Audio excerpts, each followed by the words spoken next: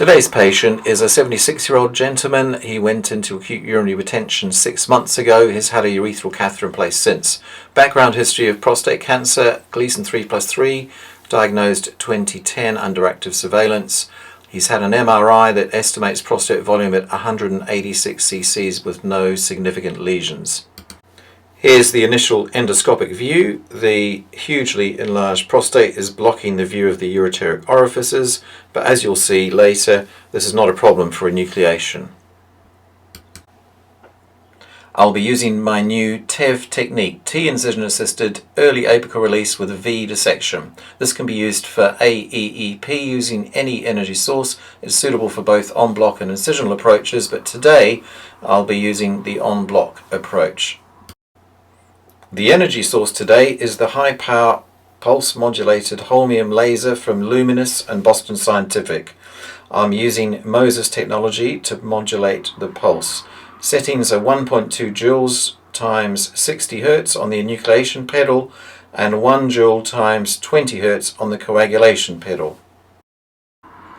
I'm using Karl Storz's instruments, a 26 French resectoscope outer sheath and a metal-tipped inner sheath with a laser bridge.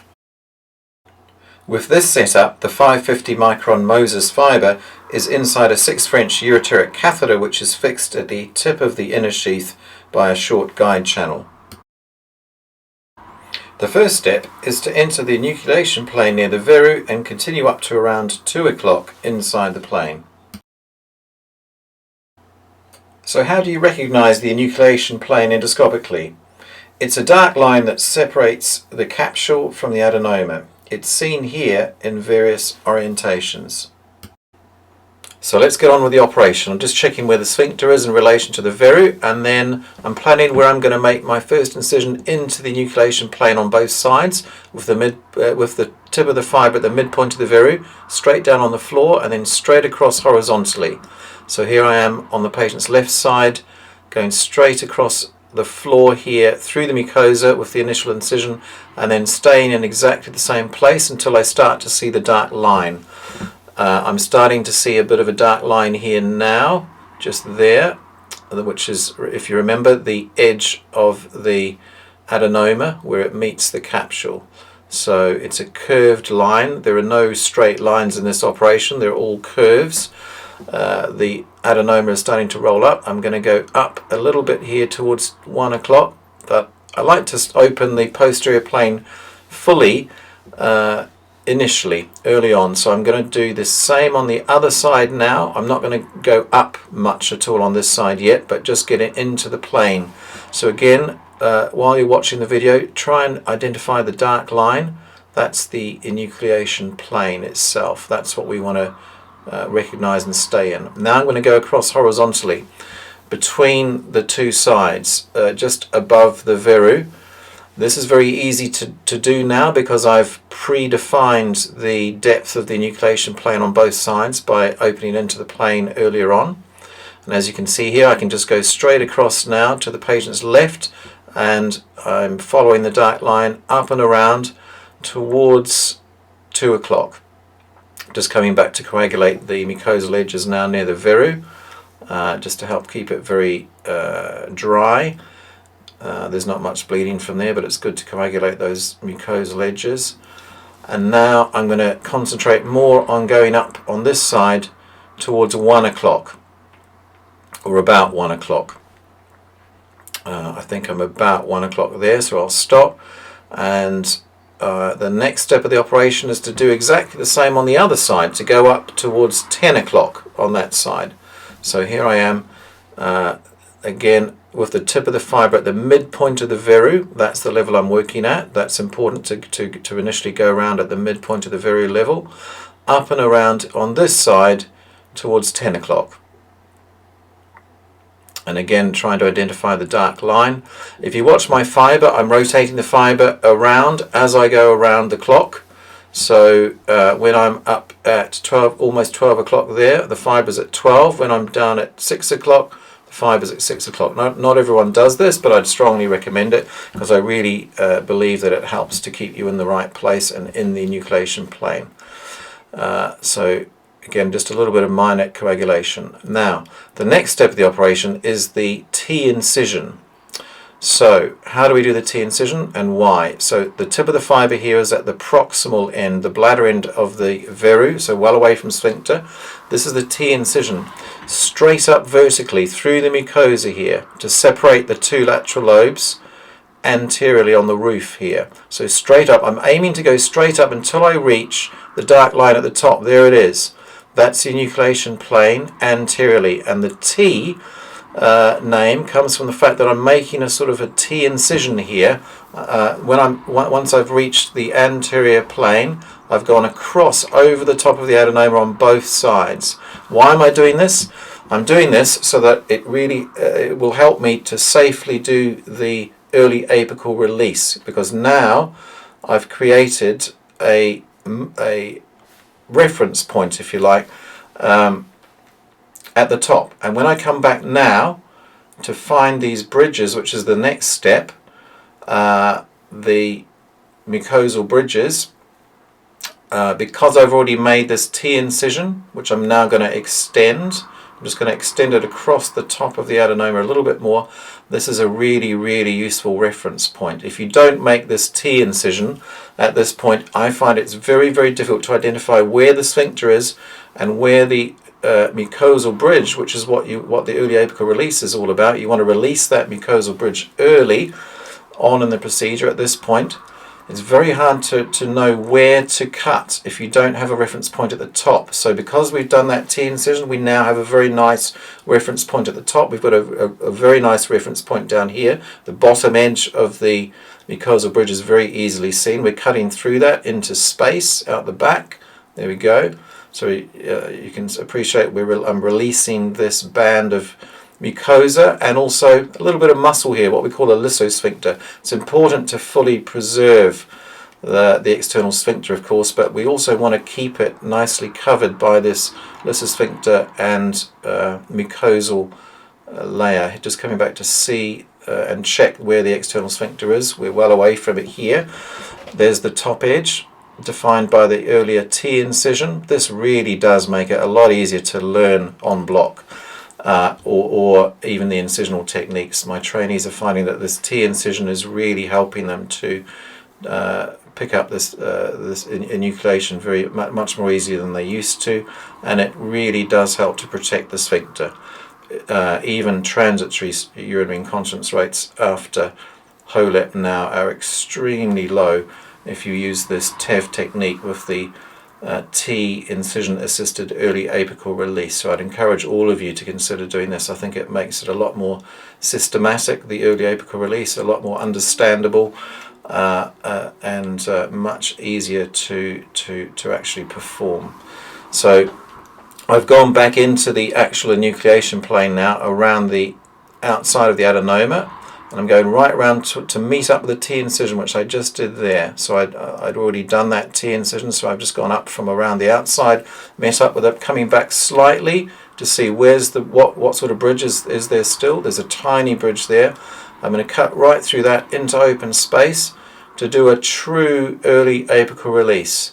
So a lot of people who say they do an early apical release, they're not really cutting fully through this full thickness of tissue early on. They might be doing a bit of a line or through the mucosa only, but they're not necessarily releasing everything at this very early stage of the operation. So as you'll see, as I'm cutting through this, the last bit of the bridge anteriorly, I'm cutting through into space. There's open space behind here, so it's a complete early apical release on this side. If you can appreciate that, that lobe is completely released away from the sphincter. There's the sphincter, nicely preserved mucosa and lissosphincter covering it really well. We're going to come up onto the other side now and do exactly the same. So I'm looking for the bridge, looking for the lower edge of the bridge, which is always easier to see. And because we've done the T-incision already, we can see the upper edge of that bridge very nicely as well. So now I'm going across the mucosa and the lissosphincter here, across that bridge. It's very easy to see the two edges of the bridge because of the T-incision, and I'm just joining the dots basically. And you can see there's a fair thickness to these bridges. I'm not cutting through adenoma here, I'm cutting through mucosa and the lissosphincter, as I've mentioned a number of times. So cutting through here to the original T-incision at 12 o'clock, the stem of the T, if you like, the vertical bit. And you can do this very, very precisely with this pulse modulated holmium with Moses technology from Boston Scientific. I'm at times using the low power so-called coagulation or hemostasis pedal, which gives a very clear view, and at other times I'm using the high power pedal. It doesn't really matter. You can just use whichever pedal you like. It's your preference. Whichever pedal you use with this laser is very, very hemostatic, very, very good at coagulating as you do the procedure. So as you can see, very, very little bleeding with this Moses pulse modulation.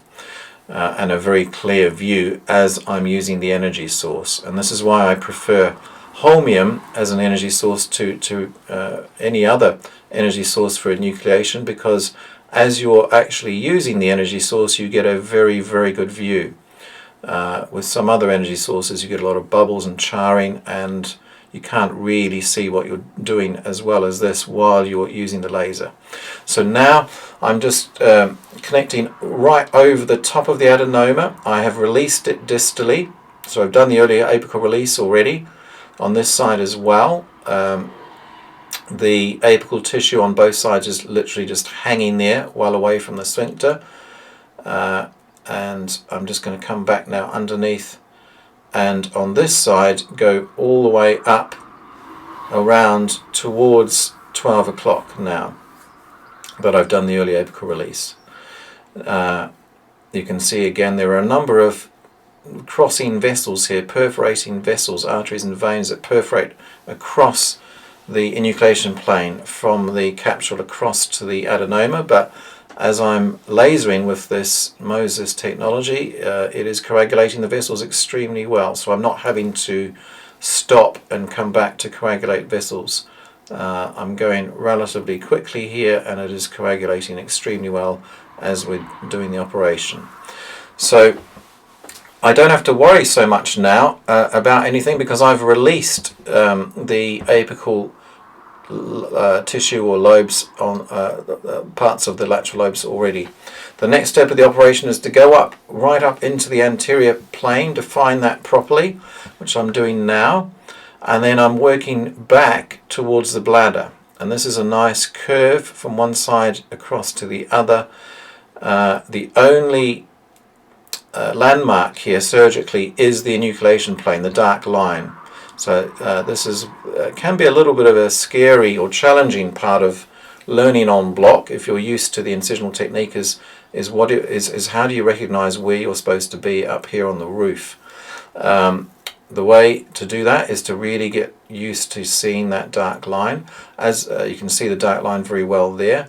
As we start to come towards the bladder neck, then you need to start dipping down a bit, because it is possible to overmine the bladder neck. Here are the so-called vertical fibers. So as we get very close to the bladder neck, we start to see some vertical fibers. The next step of the operation is to really define those fibers and then break through at 12 o'clock. So I'm just coming back to have a look, and you can see I'm kind of curving downwards towards the bladder here so I don't overmine the bladder neck. There are the vertical fibers. I'm going to define them a bit better by just simply carrying on, because they become much more defined as you get close to the bladder, and there I've broken through already at 12 o'clock. The next step of the procedure is to come down the bladder neck on both sides to drop the adenoma down from the side walls. So I've done a bit on that side. I'm crossing over to the other side now. There's a perforating artery near the bladder neck, coagulating that with a laser. Any vessels that I see even on the surface of the capsule that aren't bleeding like that, it's good to coagulate those as you go. And now I'm just dropping down the side wall of the adenoma. Now to begin with, this line from bladder neck down towards the veru is quite convex. There's a bit of an outward bulge or curve. So what I'm doing here is straightening that curve. And now down distally here, I'm starting to do what I call the V-incision. So this illustrates here what the V-incision is. It's starting to come inwards medially towards the 6 o'clock position at the distal aspect of the adenoma. We'll come back to the V-incision later, that's very important. Here's a perforating artery near the bladder neck. How do you deal with these best? It's best to divide and conquer. So divide the artery completely, then look for each end and coagulate the end, as you can see being done there. I'm just coming down the side of the adenoma here. I'm starting to, every time I come down the side or the edge of the adenoma, it moves medially towards 6 o'clock. So this is the other really important thing in this TEV technique is what I call the V-incisions. Before we start doing the V's formally, we're going to check for the UOs. There's one there. The UOs in this case are a long way back, which is helpful. So I'm just coming down from the bladder neck along the edge of the adenoma. As I said earlier, the edge of the adenoma initially, when you first break through at the bladder neck, is quite convex in the middle part of the fossa, and so I don't know if you can sort of appreciate that from these views here, coagulating here at the moment on the surface of the capsule, but there's a bit of an outwards bulge of the adenoma, especially in the mid part of the fossa. So I'm straightening that by dividing, by working along the edge of the adenoma, particularly in the mid part of the fossa. Every time I work along the edge, as I said earlier, the adenoma is moving medially inwards. Now here's the V-incision. The V-incision again is at the distal end of the adenoma. Rather than working from completely from underneath the adenoma, a bit like this, we used to do this the whole time.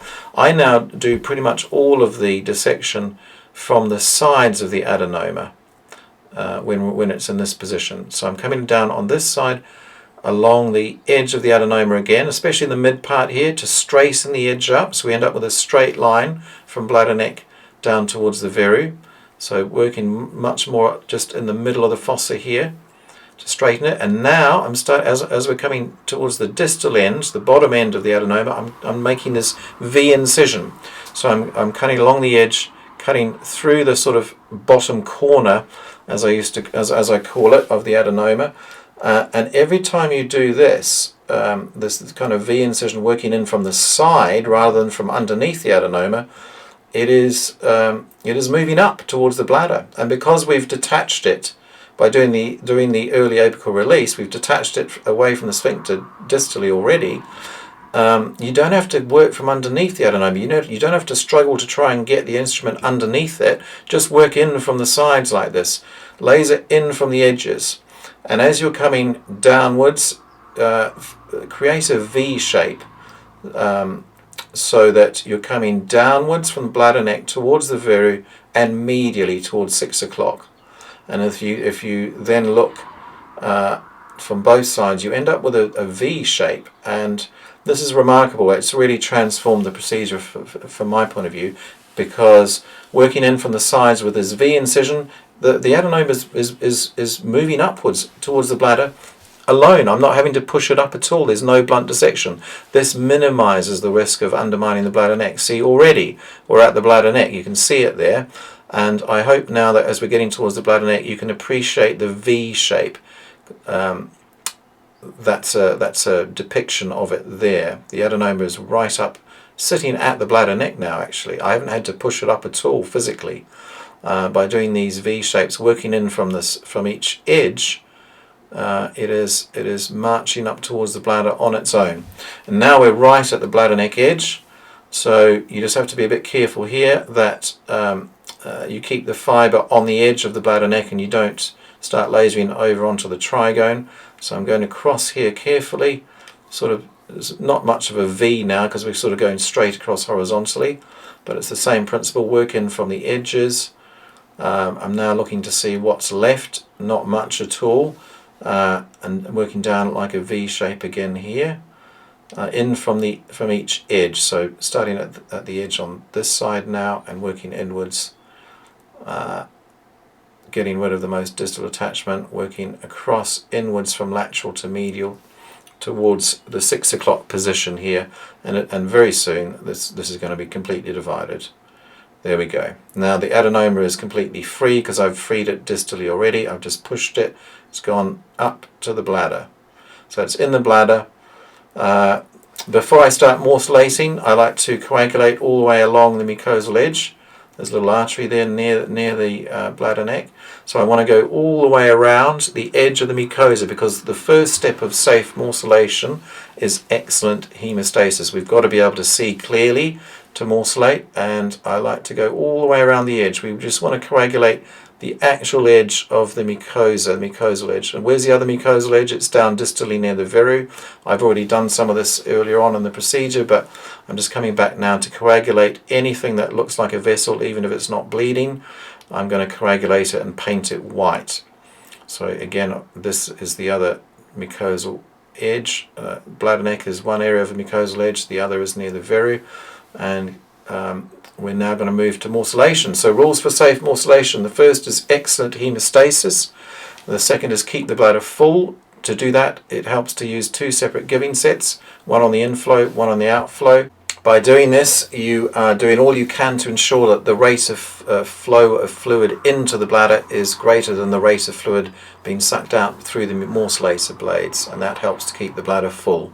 The third rule is only morcellate in the centre of the bladder, well away from the walls. The fourth is keep the opening on top of the morcellator blades covered by adenoma, by prostate tissue, while the blades are moving. That's the only area where the blades can interact with tissue. So if that area is covered by prostate, there's no way bladder wall can get in there. The final rule is to train your team so that they are well aware that this is a really crucial part of the operation in terms of safety, and that they must ensure that the fluid is running at all times while you're morcellating. I'm using the Piranha morcellator from Richard Wolf with single-use blades. I favour the standard orientation of blades, which means positioning the blades underneath the adenoma. Inverted morcellation with blades upside down above the adenoma is common in some parts of the world. It's particularly useful for small pieces of adenoma that keep jumping off the blades, especially when done inside the prostate fossa. Here, towards the end of the procedure, I am indeed morcellating within the prostate fossa. This helps to keep small pieces of adenoma on the blades. At the end of the procedure, I empty the bladder, then recheck both the bladder and the prostate fossa for any remaining small prostate fragments that may be hiding. It's especially important to check any deep bladder saccules or diverticuli as well. I'm just checking the prostate fossa here. There doesn't seem to be anything remaining, and I'm checking the bladder. There are some small pieces still there. These often get blown around the bladder by the irrigation fluid, so if that's happening like here, very carefully you can turn all the fluid off. They will settle down on the base of the bladder, and very, very carefully you can morcellate with the fluid off. The other alternative is to use grasping forceps to remove them. The ureteric orifices look fine. Here's the view through the nephroscope on the way out, and we can see there's no remaining fragments. Here's the view of the sphincter. It's puckering up very, very nicely. The patient had a successful trial without catheter the following morning and was discharged later that day. There was no urinary incontinence from the start. 132 grams of benign tissue was removed from his prostate. Thanks for watching. I'll post more videos soon.